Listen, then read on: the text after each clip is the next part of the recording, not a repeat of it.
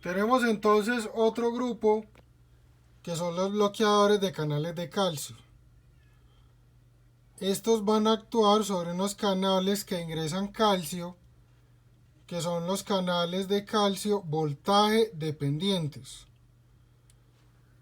Voltaje dependiente quiere decir que con una despolarización, con una corriente, se abre el canal y entra calcio. De esos canales hay varios tipos. Hay unos que están más en el corazón y en los vasos, y hay otros que se encuentran en otros sitios como sistema nervioso.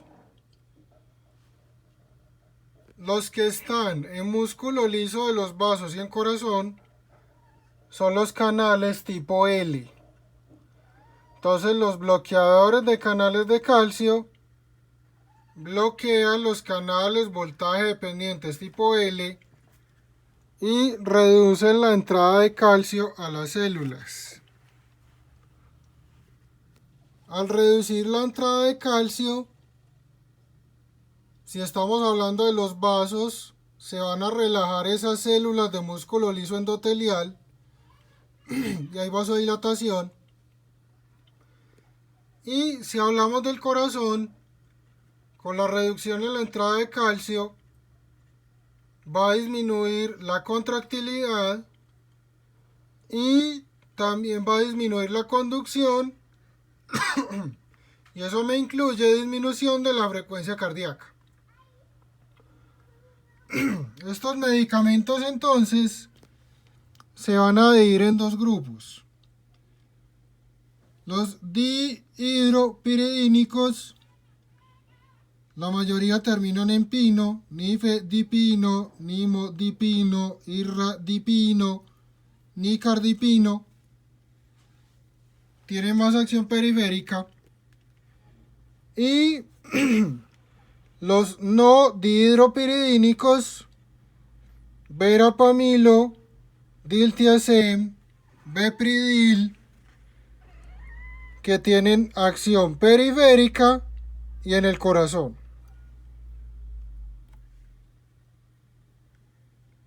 Esa acción en el corazón de los no dihidropiridínicos, verapamilo, diltiazem, bepridil, dan también un efecto antiarrítmico.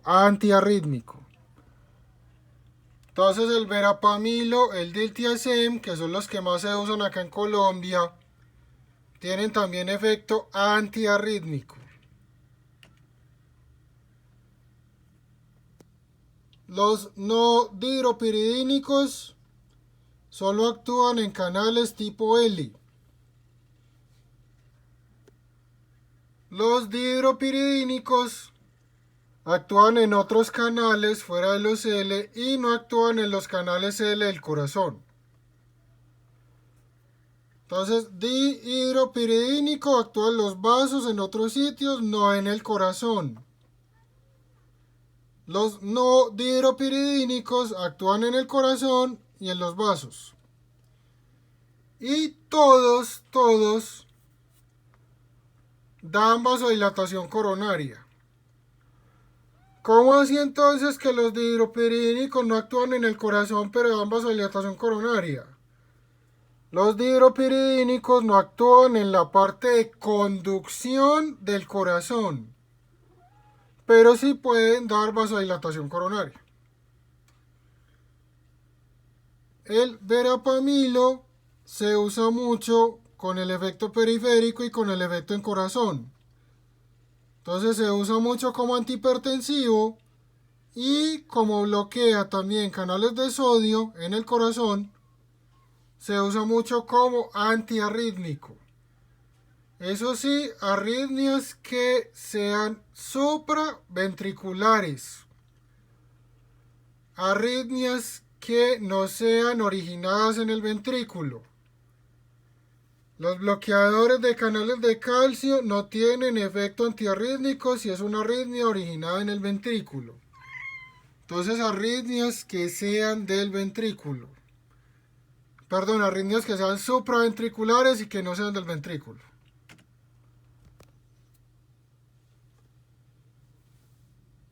Recuerden que hay otras formas en las cuales el calcio ingresa a las células. Entonces están intercambiadores de sodio-calcio.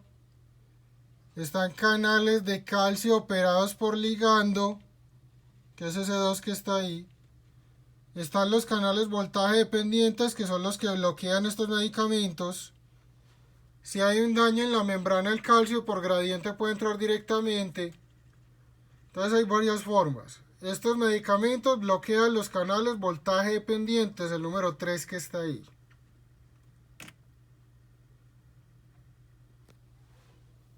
Estos van a tener entonces efecto en la poscarga, y si es un no dihidropiridínico, tienen efecto en la poscarga y tienen efecto en la frecuencia cardíaca y el inotropismo. Entonces los no dihidropiridínicos disminuyen la conducción, la velocidad de conducción en el corazón y disminuyen el inotropismo. Ventaja: si yo disminuyo el inotropismo, disminuye la contractilidad, disminuye los requerimientos de flujo y de oxígeno y disminuyo la probabilidad de isquemia. Desventaja: estos medicamentos no dihidropiridínicos no se pueden usar en falla cardíaca. Con esa disminución en la conducción y en la contractilidad pueden descompensar los pacientes con falla cardíaca. Bajo la contractilidad disminuye el gasto cardíaco, descompenso el paciente. Igual en otro momento vamos a tener una clase de falla cardíaca. Entonces, no usar en falla cardíaca los no dihidropiridínicos. Reducen la poscarga. Reducen el inotropismo. Y reducen la conducción y la frecuencia cardíaca. Al reducir la frecuencia cardíaca, aumento el tiempo de diástole. Al aumentar el tiempo de diástole, aumenta el llenado de las coronarias. Al aumentar el llenado de las coronarias, tengo más flujo. Además, tanto los dihidropiridínicos como los no dihidropiridínicos me dan vasodilatación coronaria y eso también mejora el flujo. El verapamilo, el diltiazem y el bepridil son antiarrítmicos. Disminuyen la frecuencia cardíaca, disminuyen la frecuencia en el nodo sinusal y disminuyen el paso de impulsos en el nodo AB. Entonces disminuyen actividad, acción potencial nodo sinusal y disminuyen potencial, acción, conducción, nodo auriculoventricular. Eso está asociado con un efecto adverso que se llama bloqueo AB, bloqueo auriculoventricular. En el bloqueo auriculoventricular se ve disminución de la frecuencia cardíaca, prolongación del intervalo PR y dependiendo del grado, dependiendo del tipo, puede haber una disociación entre la onda P y el QRS. Ahorita muestro un electro. Estos entonces me sirven para angina y dentro de las indicaciones hay un tipo de angina que es por vasoespasmo que se denomina angina de Prinzmetal. Esa angina de Prinzmetal, como causa principal o más frecuente, se relaciona con consumo de cocaína. Entonces el consumo de perico. Los pacientes que snifan, que consumen por vía nasal la cocaína, el perico, clorhidrato de cocaína, pueden tener angina de Prinzmetal. Esos pacientes incluso pueden tener infartos. Puede pasar que el paciente tenga toda la clínica del infarto, o en algunos casos puede pasar que no sea tan marcada la clínica. ¿Por qué? A veces estos pacientes pueden hacer una isquemia silente. Es decir, puede ir matando, puede ir generando daño, isquemia de partes del miocardio y el paciente no siente. Entonces, esos pacientes a veces terminan con una falla cardíaca de inicio muy temprano, y es por eso, porque van generando isquemia de diferentes segmentos del miocardio y no lo notan. O puede tener el infarto agudo del miocardio con vasoespasmo y con toda la clínica. Entonces, ojo con esos pacientes.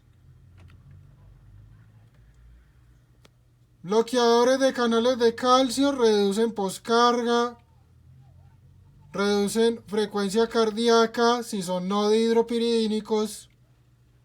Cuando son los dihidropiridínicos dan taquicardia antes por reflejo. Y lo mismo el caso de los no dihidropiridínicos, reducen conducción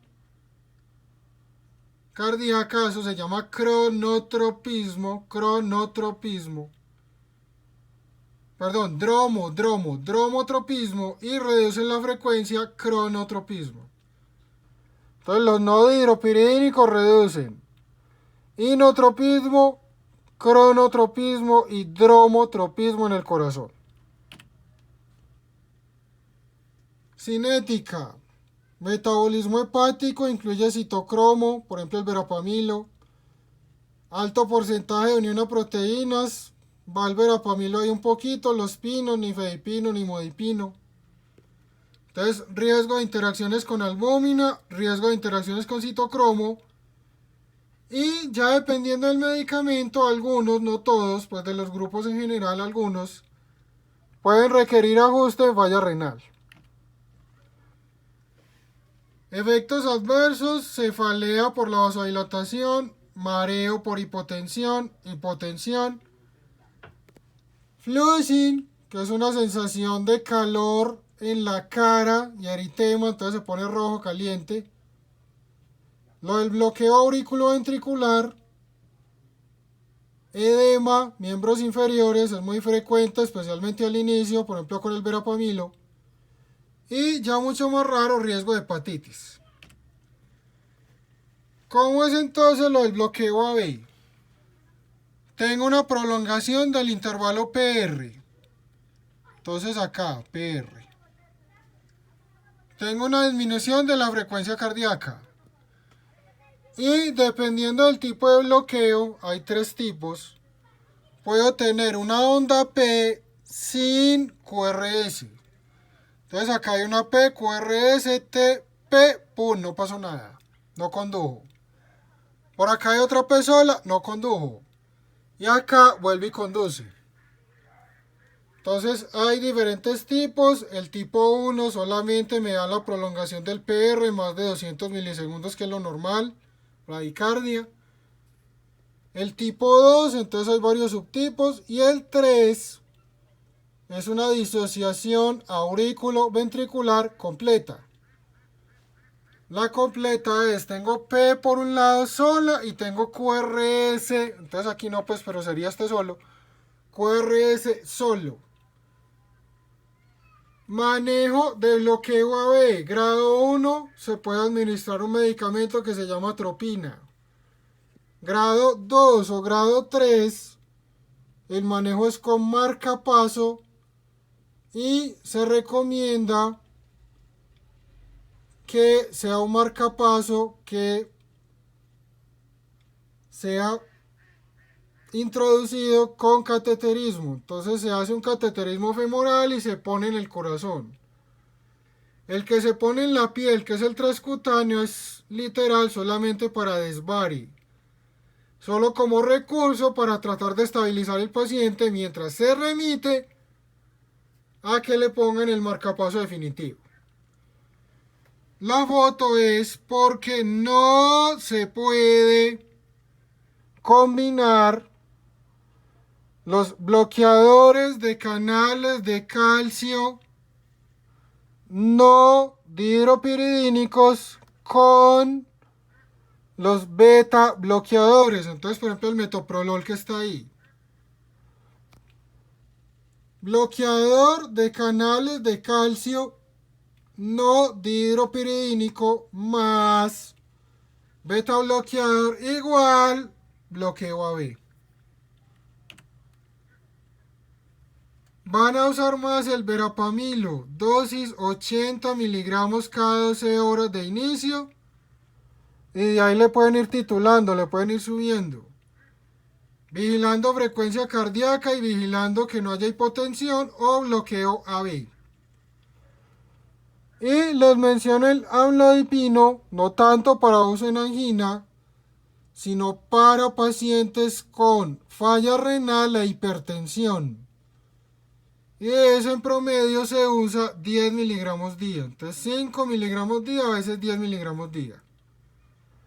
Entonces verapamilo, uso en hipertensión, uso en arritmias, uso en angina. Recuerden, falla cardíaca no, falla cardíaca no. Amlodipino se prefiere para hipertensión en pacientes con falla renal. Otros medicamentos, la ranolacina. Esa ranolacina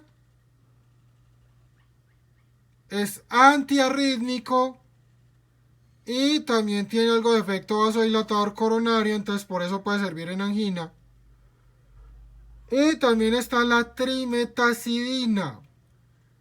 Esa aumenta el consumo de ácidos grasos en los miocardiocitos y disminuye los requerimientos de oxígeno. Entonces tiene un efecto como en el metabolismo, vuelve esas células más eficientes, hace que esas células gasten menos oxígeno y eso reduce la probabilidad de isquemia.